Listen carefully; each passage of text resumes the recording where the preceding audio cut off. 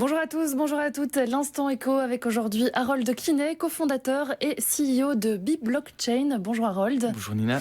Alors aujourd'hui, pour changer, tu ne vas pas nous parler de faillite ni de catastrophe bancaire. Oui, effectivement, donc j'ai décidé de ne pas parler de First Republic Bank et plutôt de vous parler d'innovation du côté de Mastercard qui met en place un processus qui va faciliter les transactions en crypto-monnaie. Oui, parce que c'est assez compliqué d'avoir des cryptos quand on est monsieur, madame, tout le monde.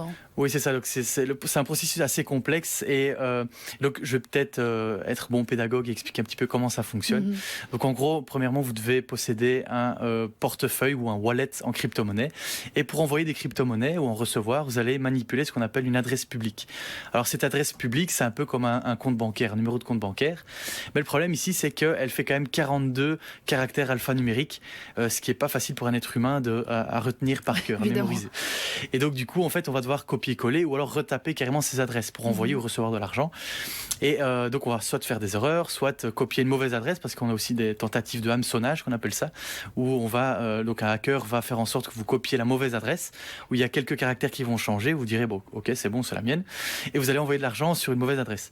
Et donc tout ça c'est très complexe à manipuler en fait. Il faut le faire avec précaution. Ouais, tout ça c'est donc assez compliqué et justement Mastercard veut faciliter ce processus.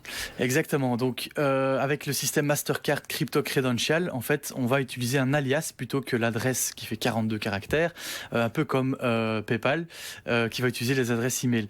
Mais ici, donc l'alias, ce sera par exemple nina.mastercard ou harold.mastercard, ce sera beaucoup plus intelligible pour l'être humain et on saura à qui on envoie l'argent. Et pour remettre peut-être l'église au milieu du village, on a ce qu'on appelle ENS, qui était déjà un système similaire sur la blockchain Ethereum. Donc c'est Ethereum Name Service, c'est un petit peu comme les DNS, Domain Name Service, où en fait, au lieu de devoir taper dans la barre de recherche une adresse IP qui est de nouveau compliquée à retenir, on va plutôt taper un URL comme ln24.be. Et donc en fait, c'est un peu le même principe. On l'aura compris, donc ce sera plus lisible. Quels sont les autres avantages de ce que propose Mastercard ?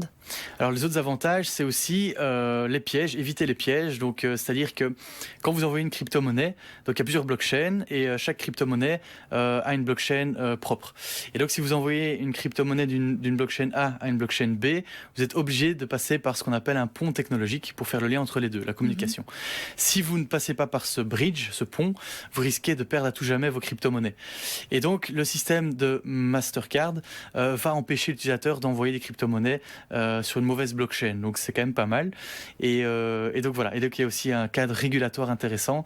C'est que Mastercard va permettre de vérifier que les adresses sont bien compliant au niveau de la régulation.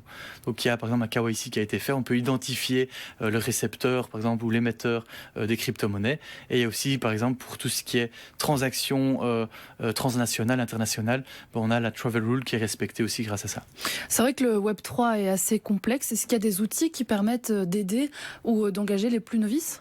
Oui, effectivement, c'est ce qu'on développe justement chez B-Blockchain. Ce sont des outils qu'on appelle plutôt Web 2.5 qui va faire un petit peu le lien entre le Web traditionnel, donc le Web 2, avec le Web 3 qui est très différent technologiquement parlant.